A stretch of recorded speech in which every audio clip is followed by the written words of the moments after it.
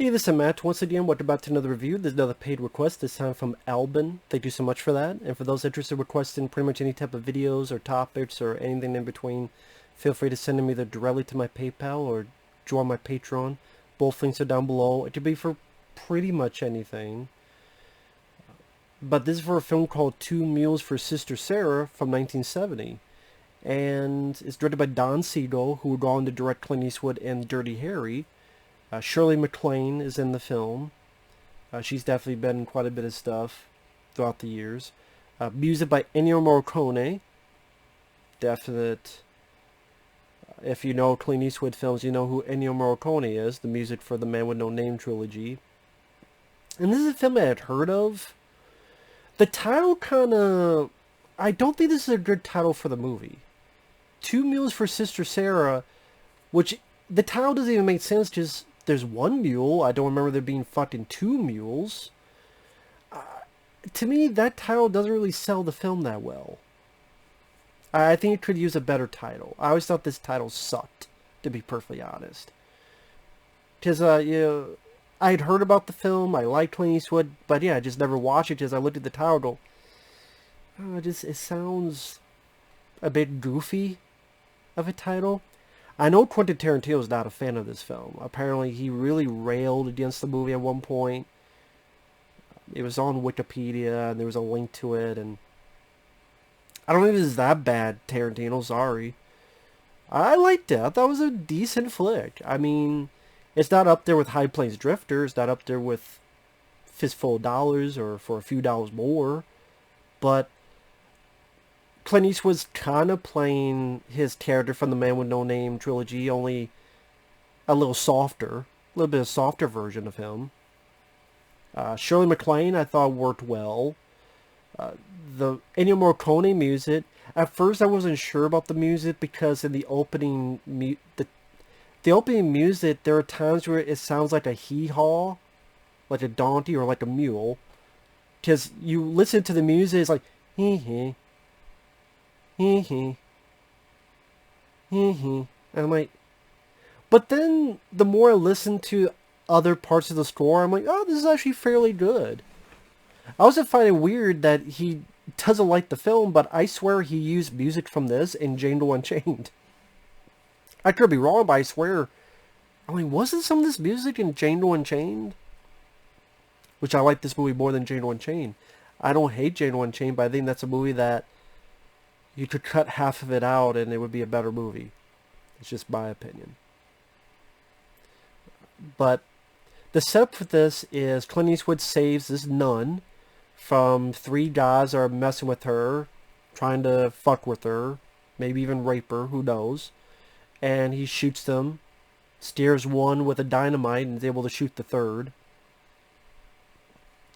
And pretty much because she's a nun, he's like, I could leave you, on your own, but, hey, you're a nun, I'll help you out.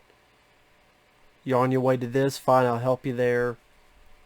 And while I do think there's some pacing issues, where I think there's moments that could be by about 15 minutes, I thought Clint Eastwood and Shirley MacLaine worked well together. Clint Eastwood is his squinty-eyed, badass self. Shirley MacLaine as a nun, but there's something a bit extra about her. She'll sneak off and smoke a cigarette or something, or a cigar. There's a little bit more to her than meets the eye. I thought some of their exchanges were cute. I thought some of their exchanges were kind of funny. Like when she says, oh, we gotta bury them. And Clint Eastwood's going, I don't mind shooting them, but be damned if I'm going to sweat for them. You want to bury them, that's your job. Or like she's wasting the water, and Eastwood's, what are you doing? You want to bless them? You bless them dry. And I mean, I'm a fan of Clint. You don't have anyone around that's like Clint Eastwood. I know he's got a son, Scott Eastwood. I'm sorry, he's not his dad. He's not his dad. I'm sorry for people out there. I think there's some people trying to make him like his dad, but I'm sorry, there's only one Clint Eastwood. And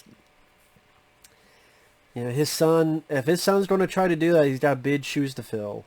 And again, you're not your dad, man, I'm saying. So there's no one like Clint. He's got that presence, he's got the demeanor, he's got that voice. And he's a big reason why this film works for me. Again, the music, the more I heard it, I'm like, oh, this is actually fairly good. And the Morricone soundtrack. Pretty much the actual stories getting from A to B, just the French army is killing the Mexican people, just they're forcing the Mexican people to be into their colonies. And it's people are referencing the African Queen with Humphrey Bogart. To be honest, I haven't seen the movie. I've heard of it. I've seen bits and pieces. I know what it is, but I just haven't seen it. So, can't say much about that. But again, the way the two worked with each other, dialogue throughout, I thought worked rather well. So you're going over there, huh? Yeah. If they pay me in tortillas, I'm going to shoot them in the eye. Well, why did you find the war in the States? Well, everybody's got a right to be a sucker once. I don't know, that line just stuck with me. So obviously there's a guy that was in the war, and the Civil War, and obviously he has bad feelings about that. Probably friends of his that died during that. And he's like, screw it, I'm going to do something, don't do it for money. But he still has a bit of heart to him as well. And he starts noticing certain things.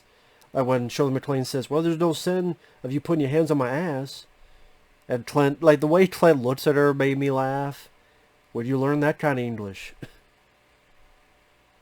It pretty much is them going through these little segments as they did from A to B to C. So that's what I mean. I do think there's 15 minutes or so that could be... Certain scenes seem like they did drag a bit too long. And I think there's a little bit of editing that could be done. I mean, there's scenes I don't mind. There's a bit where Eastwood gets his arrow in. And this setup where... carve a little bit of the arrow and put gunpowder. And when I light it, you hit the arrow in to cauterize the wound.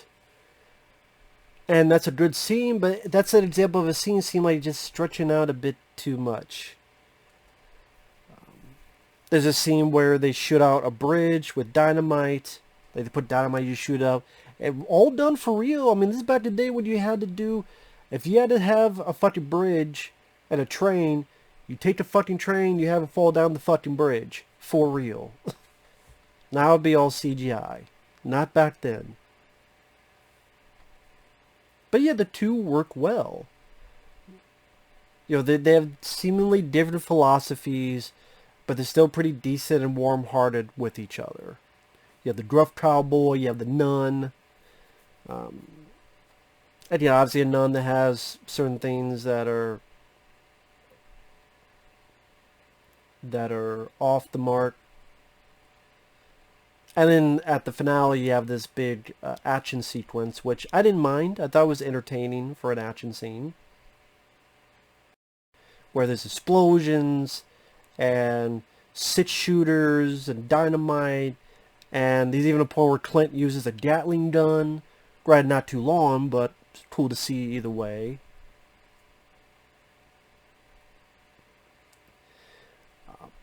Spoilers, there's the twist where Shirley MacLaine, you find out that she's not a nun, she was actually a prostitute, pretend to be a nun, that was what she did from A to B to C, and she needed to get back here to help these rebels out against these French officers, and of course Eastwood's pissed that he was lied to.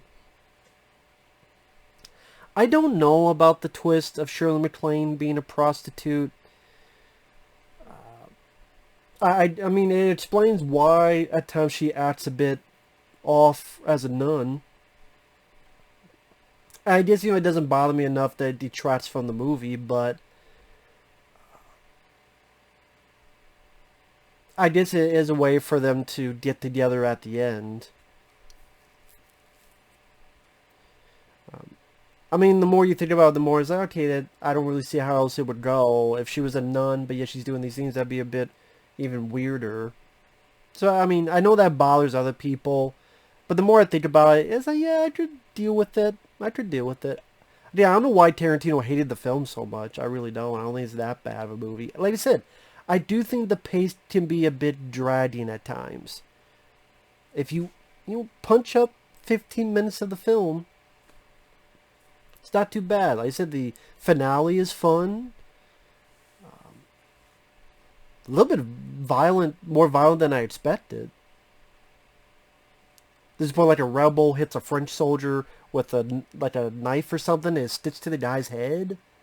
It's like, ew. I didn't expect that. But it's not that violent. I'm not saying it's fucking Evil Dead, Dead Alive, but I'm just saying a little bit more blood than I expected.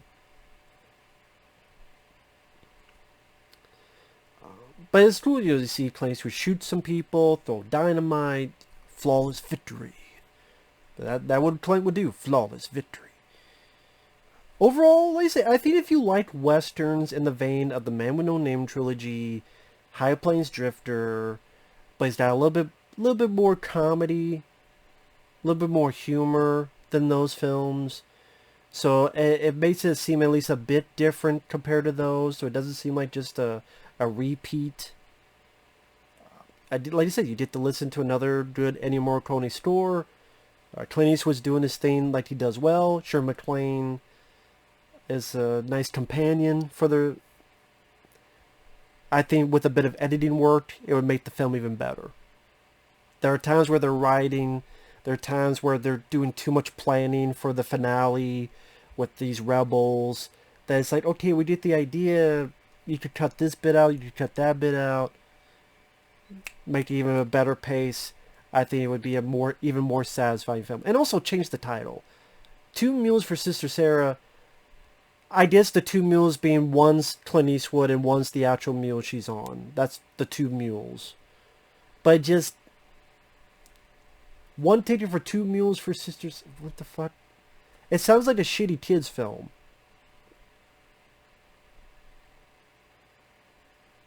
Like, is this a take on Mr. Ed? Like, no, it's not a talking horse. It's a talking mule. I don't know. I don't know why the title bothers me so much. I just think there's other better titles for the fucking film than that. But yeah, it has some fun lines of dialogue, some Clint Eastwood action bits, and a nice back and forth between your two leads. And there's some decent shots of the landscape. You know, Don Siegel. Don Siegel's no slouch. He might not be... oh my god, I can't believe I forgot his name. How the hell did I forget his name? Oh my god. Because I keep thinking of the Sergio Leone. Because I keep thinking of Ennio Morricone. As I would say, he's no Sergio Leone when it comes to westerns. Don Siegel. But the shots are done fairly well. I like the car rides in the wound scene. Kind of like remind me what would happen later in Rambo 3. I'm a sucker for that. Like men being badass and cool ways to car rise a wound. Can't do that nowadays. Because it's too unrealistic or whatever the fuck they say. It works. It's entertaining. It's interesting. It's men being badass. But I know it's against the fucking law. So yeah. I didn't mind it. I didn't mind it for what it was. So with that said, thanks for watching. We'll see you guys later. Bye-bye.